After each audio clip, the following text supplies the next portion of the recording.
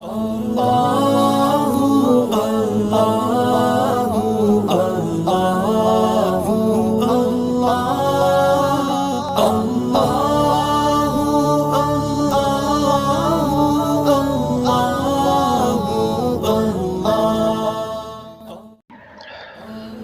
علیکم ورحمۃ اللہ وبرکاتہ۔ نحمده ونصلی علی رسولہ الکریم، اما بعد فاعوذ باللہ السمیع العلیم من الشیطان الرجیم، بسم اللہ الرحمن الرحیم۔ ان عدۃ الشہور عند اللہ 12 شہرا فی کتاب اللہ یوم خلق السماوات والارض منها 4 حرم۔ صدق اللہ العظیم و صدق رسولہ النبی الکریم۔ اللہ کے ہاں مہینوں کی تعداد جس دن سے اللہ نے آسمان اور زمین بنایا ہے 12 ہے، اور ان میں سے 4 مہینے جو ہیں وہ حرمت والے ہیں۔ وہ 4 مہینے کون سے ہیں؟ ذوالقعدہ، ذوالحجہ، محرم اور رجب۔ یہ 4 مہینے جو تھے یہ اسلام سے پہلے زمانہ جاہلیت میں بھی ان کا احترام کیا جاتا تھا، ان کو حرمت والا سمجھا جاتا تھا۔ ان کے اندر کسی کی عزت، کسی کا مال، اس کو لوٹنا حرام سمجھا جاتا تھا۔ حتیٰ کہ وہ لوگ جو سکے باپ اور سگے بھائی کو بھی قتل کرنا اور اس میں کوئی شرمندگی محسوس نہیں کرتے تھے، وہ لوگ اس مہینے میں اپنے سگے باپ کے قاتل کو بھی دیکھ لیتے نا تو بھی اس کو قتل نہیں کرتے کہ یہ حرمت والا مہینہ جو ہے وہ جاری اور ساری۔ اتنا احترام اس کا کفار مکہ کیا کرتے تھے اسلام کے آنے سے پہلے، اور اسلام نے بھی ان مہینوں کو حرمت والا بتایا ہے، کیونکہ ان مہینوں کے اندر حرم کا سفر کیا جاتا ہے اور ان کے اندر حج اور عمرے کو ادا کیا جاتا ہے۔ اس لیے ان مہینوں کو حرمت والا، عزت والا اور تکریم والا جو ہے وہ پہلے بھی سمجھا جاتا تھا، اور نبی علیہ الصلوۃ والسلام کے فرامین کے بعد اب مسلمان بھی اس کا احترام کرتے ہیں۔ لیکن آج ہمیں بھی غور کرنا چاہیے کہ ہم ان مہینوں میں، کیونکہ عام دنوں میں بھی حکم ہے کہ المسلم من سلم المسلمون من لسانہ و یدہ، کوئی مسلمان کسی کو اپنے ہاتھ اور زبان سے تکلیف نہ دے، تو خاص کر ان مہینوں میں کسی کو کیسے کوئی تکلیف دی جا سکتی ہے۔ اس مہینے کا قریش اور یہودی بہت زیادہ احترام کرتے تھے، اور یہودی تو جو 10 محرم کا دن ہے یوم عاشوراء کا، اس دن کو عید منایا کرتے تھے، اور اس دن وہ اپنے عورتوں بچوں کو نئے کپڑے لے کر دیتے، ان کو نہلا کر کہتے نئے کپڑے پہنو، بالکل جیسے عید ہمارے ہاں منائی جاتی ہے، وہ اس کو ایک تہوار اور خوشی کے طور پر منایا کرتے تھے۔ اور قریش اور یہودی اس دن کا روزہ رکھا کرتے تھے۔ نبی علیہ الصلوۃ والسلام نے بھی ہجرت سے پہلے بھی اس دن کا روزہ رکھتے تھے، ہجرت کے بعد بھی یوم عاشوراء کا روزہ رکھا جاتا تھا۔ پھر جب نبی علیہ الصلوۃ والسلام مدینہ میں تشریف لائے تو دیکھا کہ یہود بھی اس دن کا روزہ رکھتے ہیں، تو آپ صلی اللہ علیہ وسلم نے پوچھا کہ تم لوگ اس دن کا روزہ کیوں رکھتے ہو؟ تو ما ھذا اليوم الذی تصومونہ، وہ کہنے لگے ھذا یوم عظیم انجى اللہ موسیٰ وقومہ واغرق فرعون وقومہ فصامہ موسیٰ شکرا فنحن نصومہ۔ تو یہودی کہنے لگے یہ دن جو ہے ہمارے ہاں بہت عظمت والا ہے، ہم اس کی بہت عزت اور تکریم کرتے ہیں کہ اللہ رب العزت نے اس دن کو موسیٰ علیہ السلام اور ان کی قوم کو فرعونیوں سے نجات دی تھی۔ فرعون اور اس کے لشکر کو اللہ رب العزت نے اس دن غرق کیا تھا، تو اس کے شکر میں موسیٰ علیہ السلام نے روزہ رکھا تھا، ہم آج تک روزہ رکھتے آ رہے ہیں۔ تو نبی علیہ السلام نے فرمایا نحن احق بموسیٰ منکم، موسیٰ علیہ السلام کے ساتھ ہمارا تو تم سے بھی زیادہ تعلق اور واسطہ ہے، ہم زیادہ حق رکھتے ہیں کس دن کا روزہ رکھا جائے۔ اور رمضان کے روزے فرض ہونے سے پہلے اسلام کے اندر یوم عاشوراء کا روزہ فرض تھا۔ جب رمضان کے روزے فرض ہو گئے تو پھر نبی علیہ السلام نے فرمایا جو چاہتا ہے وہ رکھے، اور جو چاہے وہ اس دن کا روزہ نہ رکھے، ٹھیک ہے، اس دن کی یہ بھی ہے۔ پھر نبی علیہ الصلوۃ والسلام نے فرمایا رمضان کے روزوں کے بعد سب سے زیادہ تکریم والا، سب سے زیادہ افضل روزہ اللہ کے ہاں جو ہے وہ شہر اللہ کا مہینہ ہے۔ شہر اللہ کا کون سا ہے شہر اللہ؟ وہ ہے محرم۔ محرم کو اللہ رب العزت نے اپنا مہینہ قریش کے اندر، اور اس روزے کے بارے میں نبی علیہ الصلوۃ والسلام نے فرمایا یکفر السنۃ الماضیہ، اس روزے کے ساتھ اللہ رب العزت ایک سال جو گزر چکا ہے اس کے گناہوں کو معاف کر دیتے ہیں۔ لڑائی ہوتی تو ان دنوں کی اسلامی حیثیت یہ ہے۔ اب بات یہ ہے کہ اسلام مکمل ہو چکا ہے، اسلام میں اب کسی نئی چیز کی، کسی نئی عبادت کی، رسم کی گنجائش موجود نہیں، لیکن چند لوگوں نے اس کو خاص کر لیا ہے کہ ان دنوں کے اندر وہ سیدنا حسین رضی اللہ تعالیٰ عنہ کے ان کی شہادت ہے تو پروگرام بنا کے ٹائم مقرر کر کے اس دن کو ماتم کرنا اور رونا، یہ بھی ایک بہت بڑی بدعات میں سے ہے۔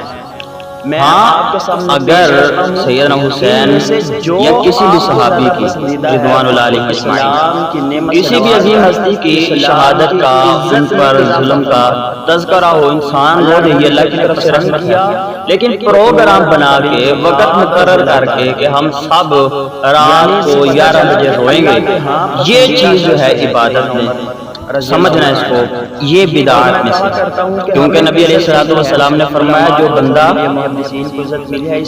پھر آوازیں بلند کرنا اور ماتم کرنا، نوحہ کرنا، اس کی تو اسلام میں صراحتاً مخالفت موجود ہے۔ نبی علیہ الصلوۃ والسلام نے فرمایا کہ جو بندہ اپنے گریبان کو پھاڑے، اپنے آپ کو تکلیف دے اور اپنے بال کھینچے اور جاہلیت کی پکارے اور آوازیں نکالے، وہ ہم میں سے نہیں، اس کا ہمارے ساتھ تعلق نہیں۔ اب دیکھیں نبی علیہ الصلوۃ والسلام کی پیاری بیوی جناب سیدہ خدیجہ رضی اللہ تعالیٰ عنہ، آپ کے چچا ابو طالب، ان کے بعد کافی سارے آپ علیہ الصلوۃ والسلام کی قریبی سیدنا حمزہ رضی اللہ تعالیٰ عنہ آپ کے چچا، پھر آپ کے 3 بیٹے آپ کی زندگی میں فوت ہوئے، آپ کی 3 بیٹیاں فوت ہوئے۔ آپ صلی اللہ علیہ وسلم نے نہ کسی کو حکم دیا، نہ ہی طریقہ اختیار کیا، سیدنا علی بھی مسلمان ہے، اس لیے اس طریقے کو اختیار کرنا یہ بدعات میں سے ہے، اور اسلام نے نوحہ اور ماتم کو سختی سے منع کیا ہے۔ یہ پہلی بدعت اور خرافات ہے جو اس مہینے میں کی جاتی ہے۔ پھر سیاہ لباس کو عام کر دیا جاتا ہے کہ ہم غم اور سوگ میں ہیں تو سیاہ لباس پہنتے ہیں، تو یاد رکھیے ایسا کرنا بھی وہ بدعت میں سے ہے، ایسا کرنا بھی اسلام میں درست نہیں۔ اور تو اور اب چونکہ ایک خاص کچھ لوگ جو ہیں وہ کرتے ہیں، اس لیے کالا لباس پہننا محرم کے اندر یہ ان کی مشابہات میں سے ہے، اس سے بچنا ضروری ہے۔ کوشش کریں کہ محرم کے اندر سیاہ لباس نہ پہنیں۔ پھر کہا جاتا ہے کہ اس مہینے کے اندر شادی نہیں کی جاتی، حالانکہ یہ بھی بات بالکل بے بنیاد ہے، کسی حدیث میں ایسا ثابت نہیں ہے، بلکہ نبی علیہ الصلوۃ والسلام کے آنے سے پہلے کہا جاتا تھا کہ شوال کے اندر شادی کرنا جائز نہیں، تو آقا علیہ الصلوۃ والسلام نے سیدہ عائشہ رضی اللہ تعالیٰ عنہا سے شادی ہی شوال میں، اس لیے محرم کے اندر شادی کرنا منع ہو یا سفر کے اندر، ایسا کسی صحیح روایت میں نہیں، یہ سب ہماری بنائی ہوئی خرافات ہیں، ان کا اسلام کے ساتھ کوئی تعلق نہیں۔ اور مزے کی بات یہ ہے کہ جو گروہ اس میں شادی کرنے کو حرام سمجھتا ہے وہ خود اس میں شامل غریبہ مناتا ہے، اور اس کے بعد پھر کہتے ہیں کہ وہ ان کی شادی ہوئی، ٹھیک ہے، امام زین العابدین کی، تو بات یہ ہے کہ ایسی کوئی بات نہیں ہے، ان مہینوں کے اندر شادی کی جا سکتی ہے، لیکن جو نہ کرے جان بوجھ کر کوشش کریں ایسا نہ کیا جائے، کیونکہ اس مہینے کے اندر ایک سانحہ تو ہوا ہے، ٹھیک ہے، تو جان بوجھ کر ایسا کرنا کہ ڈیٹ ہی محرم کی رکھی جائے، یہ بھی درست نہیں ہے کہ اس مہینے میں ہم خوشی کریں گے، کچھ لوگ غم منا رہے ہیں۔ اب دیکھیں ایک ہے کہ اگر ہم یہ دیکھنے لگ جائیں کہ اب فلانے مہینے میں بھی شادی نہیں کرنی، فلانے میں بھی نہیں کرنی، فلانے میں یہ ہوا تھا، فلانے میں یہ ہوا تھا. تو نبی علیہ السلام کے عظیم صحابہ بے شمار ہیں. تو کسی نہ کسی دن پھر کسی نہ کسی کی وفات اور شہادت ہے، پھر کس کس دن کو ترک کیا جائے گا. اس لیے ایسا عقیدہ رکھنا اور یہ سمجھنا کہ اس مہینے میں شہادت حسین کی وجہ سے شادی کرنا درست نہیں، تو یہ بات یاد رکھیں، دین مکمل ہو چکا تھا اور تب تک شادی کرنا بالکل درست تھا. اس لیے جو یہ سمجھتا ہے وہ بھی خرافات میں ہے اور بدعات میں سے ایک ہے. پھر اس مہینے میں چند ایک باتیں مشہور ہیں کہ یہ چیزیں جو ہیں ان کو اس مہینے کے اندر نہ کیا جائے. سب سے پہلے سمجھا جاتا ہے کہ جو شخص یوم عاشوراء کو غسل کرے گا وہ سارا سال بیمار نہیں ہوگا. یہ روایت شعب الایمان میں موجود ہے، لیکن یہ روایت من گڑت ہے، اس کا اصل بالکل بھی کوئی نہیں. اس کے بعد پھر سمجھا جاتا ہے کہ جو اپنے رشتہ داروں پر اور اپنے اہل و عیال پر یوم عاشوراء کو کھانے کی وسعت کرے گا، اللہ اس پر سارا سال فراخی کرے گا. یہ بھی امام احمد بن حنبل نے فرمایا، یہ بالکل من گڑت ہے. یہ چند باتیں جو ہیں محرم کے حوالے سے لوگوں کے اندر جو پائی جاتی ہیں، ان کا اسلام کے ساتھ کوئی تعلق نہیں، یہ ہماری صرف جو ہیں خرافات ہے. پھر سمجھا جاتا ہے جو محرم کے جمعرات جمعہ ہفتہ کے دن کا روزہ رکھے گا، اس کے لیے 9 سال کی عبادت لکھی جائے گی. یہ بھی بالکل من گڑت ہے.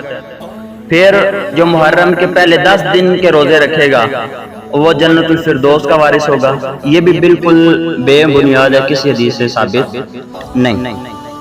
پھر ہے کہ محرم کی پہلی تاریخ کو جو یہ دعا پڑھے شیطان سے محفوظ رہے گا، ٹھیک ہے، اور اس کے لیے وہ فرشتے حفاظت پر مأمور ہوں گے. یہ بھی بالکل بے بنیاد بات ہے، ایسا بھی کوئی کسی قسم کا ثبوت حدیث سے نہیں ملتا. پھر ہے کہ جو عاشوراء کے روز یتیم کے سر پر ہاتھ پھیرے گا، اللہ اس کے ہر بال کے عوض میں جنت میں ایک درجہ بلند کر دے گا.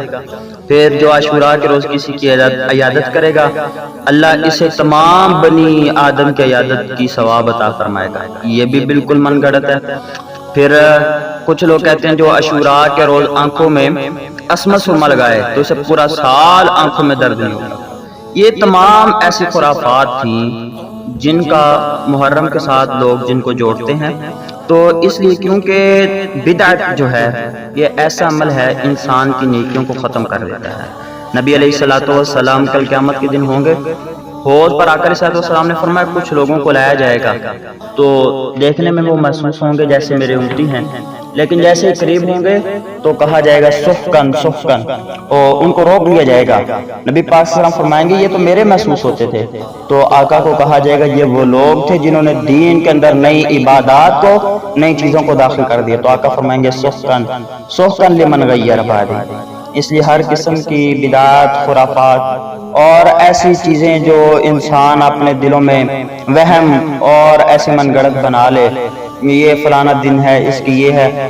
ایک بات یاد رکھیں، اسلام مکمل ہو چکا ہے.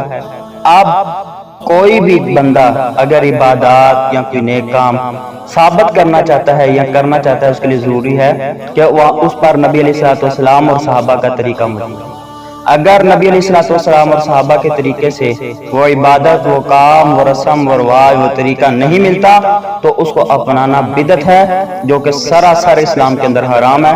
اور نبی علیہ السلام نے فرمایا وَكُلُّ شَرَّ الْأُمُورِ مُحْدَثَاتُهَا وَكُلُّ بِدْعَةٍ ضَلَالَةٍ وَكُلُّ ضَلَالَةٍ فِي النَّارِ. ہر نیا کام بدعت ہے اور ہر بدعت گمراہی کی طرف لے کے جاتی ہے، ہر گمراہی جہنم کی طرف لے کے جانے والی ہے. اللہ مجھے اور آپ کو بدعات، خرافات سے محفوظ فرمائے. اللہ ہم سب کو قرآن اور حدیث پر عمل کر کے جنت میں جانے کی توفیق عطا فرمائے. وآخر دعوانا الحمدللہ رب العالمین.